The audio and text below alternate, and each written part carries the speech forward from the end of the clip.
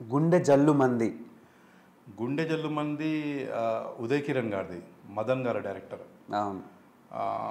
Actually Madan గారిది ఆ నలుగురు సినిమా చూసి నేను చాలా ఇంప్రెస్ అయ్యానండి. ఆ మూవీ చాలా మూవ్ చేసింది నన్ను. అది యాక్చువల్గా అంత రైటరు డైరెక్టర్ ఆయనతో చేయాలి ఏదైనా మూవీ అని అనుకున్నాను. లక్కీగా ఆయన ఫ్రెండ్ ఒక అతను నాకు కామన్ ఫ్రెండ్ అనమాట. ఆయన త్రూ వెళ్ళాను. ఆయన అప్పటికే చెప్పినారు, ఇంత నోటబుల్ క్యారెక్టర్స్ ఏం లేవు సంతోష్ ఇందులో అంటే. నేను పర్లేదు సార్, నాకు మీతోటి ఒక సినిమా ఒక రోల్ ఒక రోజు ఇవ్వండి సార్, నేను మిమ్మల్ని చూస్తాను హౌ యు ఆర్ డూయింగ్, మీ వేకింగ్ ఏంది. అండ్ ఉదయ్ కిరణ్ గారు ఉంది అందులో. ఉదయ్ కిరణ్ గారు ఆల్రెడీ అప్పుడు అతను ఎస్టాబ్లిష్డ్ యాక్టరు, దెబ్బతిన్నాడు, మళ్ళీ is trying to come back. And అతను కూడా వితౌట్ ఎనీ బ్యాక్గ్రౌండ్ వచ్చిన పర్సన్. సో వీళ్ళందరితోటి ఇంటరాక్షన్ పెరుగుతుంది మనకు. సో అలాగా గుండె జల్లుమన్నది సినిమా చేసినాను అనమాట. అజయ్ ఎంబడి ట్రావెల్ అవుతాను నేను ఆ మూవీలో. ఉదయ్ కిరణ్ గారు అలా నాకు పరిచయమే, ఆయనతో కొంచెం ఇంటరాక్షను, ఆయన ఎక్స్పీరియన్స్ షేర్ చేసుకునేటోడు. ఒక చాప్టర్ లాగా అయిందనమాట. అది మా ఎవ్వరికి తెలియని ఒక విషయం, ఉదయ్ కిరణ్ గారికి మీకు తెలిసిన విషయం ఏదైనా ఉంటే షేర్ చేసుకోండి. అంటే ఆయన మాతో షేర్ చేసుకున్నది ఇప్పుడు నేను చెప్తే కాంట్రవర్సీ అవుతుంది అని చెప్పేసి అనుకుంటాను. కానీ ఆయన దిగమింగుకోవడం, ఆయన పడ్డ కష్టానికి, ఆయన పడ్డ బాధలకు దిగమింగుకోవడానికి ఆయన ఫుల్ బాటిల్ రా తాగేసేవాడిని అని చెప్పాడు మాకు. అచ్చా. ఆల్కహాల్ రా ఏ బ్రాండ్ సార్? మనకి ఎందుకు బ్రదర్, అంటే ఎంత ప్రాబ్లం లేకపోతే రా తాగుతారు. అది ఎక్కువ అడిగి మిమ్మల్ని కూడా నేను ఇబ్బంది పెట్టాను. సో ఆయన చనిపోయాడు అనే ఒక న్యూస్ తర్వాతలా మీరు ఎలా ఫీల్ అయ్యారు? బాధేస్తుంది. ఎందుకంటే ఆయన అపార్ట్ ఫ్రమ్ కాంట్రవర్సీస్ అండ్ గొడవలు, అతను స్ట్రగుల్ చేసుకుంటా ఫస్ట్ మూవీ తోటి స్టార్ట్ అయ్యి స్లోగా కంటిన్యూగా 7 hits కొట్టేసి ఒక పీక్లో ఉండే ఒక అతను. Uday Kiran was a big star at that time. Producers line కట్టేవాళ్ళు అతని దగ్గర. అతనితోటి మనం ఒక సినిమా చేసి ఆయన బాధలు షేర్ చేసుకున్న తర్వాత సడన్గా ఒక రోజు ఆయన చనిపోయినాడు, సూసైడ్ చేసుకున్నాడంటే చాలా బాధ అనిపిస్తుంది. Everybody has a tolerance level. But ఆయన అంత తొందరగా ఆ విధంగా స్టెప్ తీసుకుంటాడని నేను ఎక్స్పెక్ట్ చేయలేదు యాక్చువల్గా. He was a fighter and everybody should be a fighter, should not lose hope. ఎవరో అంత హోప్ లూజ్ చేయదు. ఇప్పుడు నన్నే తీసుకోండి ఎగ్జాంపుల్. 21 years అయిందండి నేను ఇండస్ట్రీకి వచ్చి. ఏదైతే ఆ రికగ్నిషన్ ఉందో ఆ రికగ్నిషన్ నన్ను అవాయిడ్ చేస్తుంది ఎందుకో ఏమో. But still I have confidence, వస్తుంది ఏదో ఒక రోజు. అండ్ వస్తుంది ఇప్పుడు March 15 తర్వాత. అంత ఓపిక ఎక్కడి నుంచి సార్ మీకు వచ్చింది? అంత పేషెన్స్ ఉండడం చాలా కష్టం. సో మీరు ప్యాషనేట్ అబౌట్ యాక్టింగ్, నేను ఒప్పుకుంటా, అది కనిపిస్తుంది మాకు. సో మీ ప్రొఫెషన్స్ని పక్కన పెట్టి మీరు అనుకునే దాని గురించి ఎంత కష్టపడుతున్నారో కనిపిస్తుంది. కానీ అంతలా ఓపిక పట్టడం ఎలా ఉంది? 21 సంవత్సరాలు అంటే మీ ఎక్స్పీరియన్స్ అంత ఏజ్ నాదంతే కరెక్ట్గా లేదు. సో ఇన్నేళ్ళు ట్రావెలింగ్లో మీరు చాలామంది స్టార్స్తో వర్క్ చేశారు కదా, ఏ స్టార్ అయినా మిమ్మల్ని గుర్తించి ఇంకొంచెం ఎక్స్ట్రా పుషింగ్ ఇచ్చి హెల్ప్ చేశారా? అది మనకు చేసినారు ఉండొచ్చు, నాకు తెలియకుండా చేసినారు ఉండొచ్చు. I can't say, but it happens. Kalyan Ram గారు చేశారు నాకు బింబిసారా. అవును. బింబిసారాలో దళపతి క్యారెక్టర్, బింబిసారా రాజు దళపతిగా చేసిన. నాకు తెలిసింది యాక్చువల్గా ఏంటంటే కోడైరెక్టర్ చెప్పినారు, అరవింద సమేత జనతా గ్యారేజ్ చూసి కళ్యాణ్ రామ్ గారు బాగా ఇంప్రెస్ అయినారు, అందుకోసం నిన్ను పెట్టమని చెప్పినారు, ఆయన రికమెండ్ చేసినారు నిన్ను అన్నారు. అది బ్లెస్సింగ్, అది గాడ్ బ్లెస్సింగ్ అంతే. ఎందుకంటే కళ్యాణ్ రామ్ గారితో చేశాను బింబిసారా, అన్న ఎన్టీఆర్ జూనియర్ ఎన్టీఆర్ గారితో అరవింద సమేత జనతా గ్యారేజ్ చేసినాను.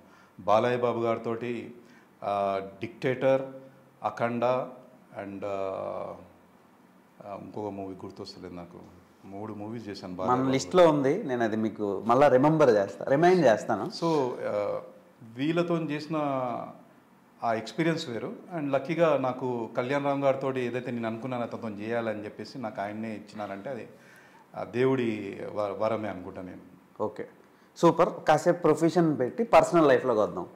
సో సంతోష్ యాదవ్ గారు సినిమాల్లోకి రాకముందే పెళ్లి చేసుకున్నారా లేదంటే వచ్చినాక పెళ్లి చేసుకున్నారా? నాకు సినిమాలో రాకముందే పెళ్ళయింది.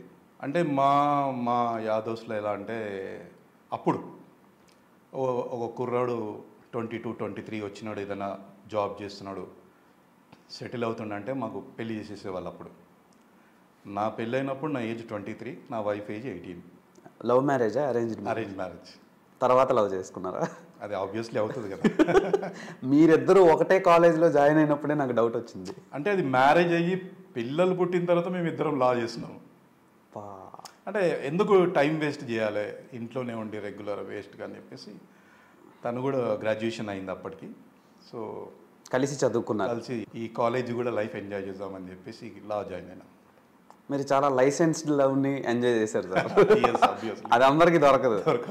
చాలా అంటే ఇప్పుడు మీరిద్దరు కలిసి తిరిగినా ఎవరేమనరు, ఎవరికి ప్రాబ్లం ఉండదు. సో చాలా డిఫరెంట్గా ఉంది. అంటే ఒక ఫేజ్, మీ పర్సనల్ ఫేజ్ చాలా వెరైటీగా ఉంది. ఈవెన్ కాలేజ్లో కూడా అందరూ షాక్ తిన్నారు, హస్బెండ్ అండ్ వైఫ్ మీరు అని చెప్పేసి. అవును, హస్బెండ్ అండ్ వైఫ్ అని. అంటే తను అక్కడ కూర్చుంటుంటే నేను ఇటు కూర్చుంటాను మేడం. ఎప్పుడు ఒక దగ్గర కూర్చోలేదు కాలేజ్లో, క్లాస్లో. బేసిక్గా అమ్మాయిలకి ఎక్కువ పొసెసివ్నెస్ ఉంటుంది. సో మీరు ఎవరైనా క్లాస్లో కానివ్వండి, తర్వాత కాలేజ్ కాన్వర్జేషన్స్ విత్ ఫ్రెండ్స్తో కానివ్వండి అయినప్పుడు మీ వైఫ్ ఎలా రియాక్ట్ అయ్యేవారు? తను అలాంటి షీ హాజ్ నమ్మకం ఉంది నా మీద. సో అఫ్కోర్స్ నా వేరే కొలీగ్స్, స్టూడెంట్స్ వాళ్ళు ఇంటరాక్ట్ అవుతుండే నాతోటి కాలేజ్లో, ఫీమేల్స్ కానీ ఒక ఇన్సెక్యూరిటీ ఫీలింగ్ అనేది ఎప్పుడు రాలేదు నా వైఫ్కి. అయితే మీరు లక్కీ పర్సనే. సో మరి పిల్లల్ని ఎలా సార్ బ్యాలెన్స్ చేసేవారు? పిల్లలు స్కూల్కి వెళ్తుండే అప్పుడు, యాక్చువల్గా మేము కాలేజ్ చేసేటప్పుడు. ఇది ఎక్కడ స్టోరీ సార్? వాళ్ళు స్కూల్కి వెళ్తుండే, మేము కాలేజ్కి వెళ్తుండే. పిల్లలు ఉండే అప్పుడు వాళ్ళు. ఓకే, పిల్లల్ని స్కూల్కి పంపించేసి మీరిద్దరు కాలేజీకి. చిత్రం ఎవరు, తేజ గారి సినిమా ఒకటి ఉంది సార్, నాకు ఆ సినిమా గుర్తొస్తుంది. సో ఓకే, పర్సనల్ లైఫ్ ఇది. మీ పేరెంట్స్ సినిమాలోకి వస్తే నేను వెళ్ళాలనుకుంటున్నాను అనేటప్పుడు ఏమన్నారు? యాక్చువల్గా మా ఫాదర్ 94లో చనిపోయినారనమాట. సో నా కెరీర్ 2003లో మొదలైంది. అప్పటికి నాకు మ్యారేజ్ అయింది. సో నేను న్యూక్లియర్ ఫ్యామిలీ, అప్పటికి 2003కి నాకు న్యూక్లియర్ ఫ్యామిలీ, నేను నా వైఫ్ సపరేట్గా ఉండే. సో మా మదర్ ఉండే కానీ మదరు ఏమనకపోయేది, నో ప్రాబ్లం. అట్లా పేరెంట్స్ కానీ నో ప్రాబ్లం. మీకు సిబ్లింగ్స్ ఉన్నారా? మేము 5 అన్నదమ్ములం, ఒక సిస్టర్. చాలా పెద్ద ఫ్యామిలీ. సారాయి వీర్రాజు, మన అజయ్ గారు మీది ఇద్దరిది కెరీర్లు ఒకటేసారి స్టార్ట్ అయింది అనుకుంటున్నాను నేను. అజయ్ది ఒక్కడి థర్డ్ మూవీ అనుకుంటా, నాది ఫస్ట్ మూవీ. అదే ఇంచుమించు ఒక 2 ఏళ్ళు అటు ఇటుగా ఒకటేసారి జర్నీ స్టార్ట్ చేశారు. సో ఆయన మీరు ఒకటే సినిమాల్లో యాక్ట్ చేస్తున్నారు కానీ ఆయన కొంచెం ఇంపార్టెన్స్ ఎక్కువ ఉండే రోల్స్ పడుతున్నాయి ఆయనకి.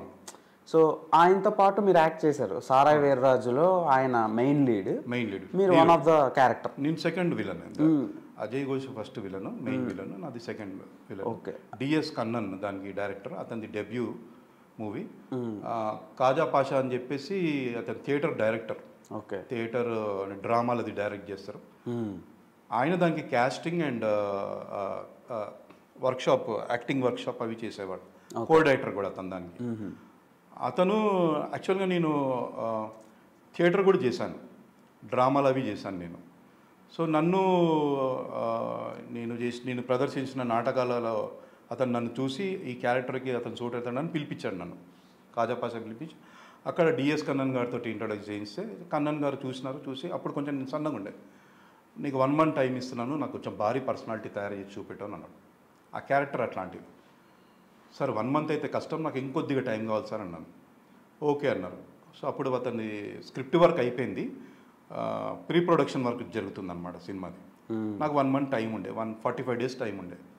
సో ఒక విపరీతమైన కొంచెము వర్కౌట్ చేసి ఫుడ్ డైట్ అవన్నీ మార్చేసి కొంచెం మంచి బాడీ బిల్డ్ చేసినాను అనమాట క్యారెక్టర్కి. ఓకే. సో అది కూడా అంటే సినిమా థియేటర్లో కరెక్ట్గా ఆడకపోయినా ఒక మంచి ఇంపార్టెన్స్ ఉండే క్యారెక్టర్ పడింది. చాలా ఇంపార్టెన్స్ ఉన్న క్యారెక్టర్, మంచి కాన్సెప్ట్.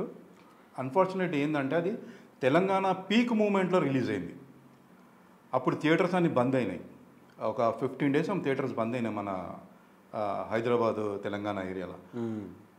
ఆ క్లోజ్ అయిన తర్వాత ఒక 1 week 10 daysకి మళ్ళీ ఓపెన్ అవుతే ఆ టైంలో జనాలు ఇంట్లోకి బయటికి రావడము భయపడరు అప్పుడు. ఆ టైంలో అంత పీక్లో ఉండే తెలంగాణ మూమెంట్.